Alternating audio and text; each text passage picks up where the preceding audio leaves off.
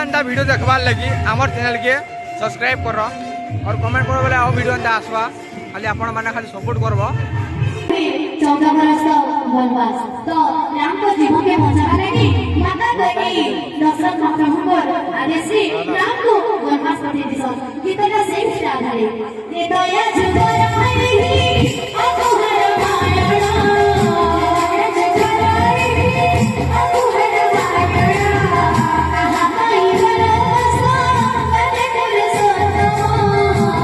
वही नामसा करे पुरुषोत्तम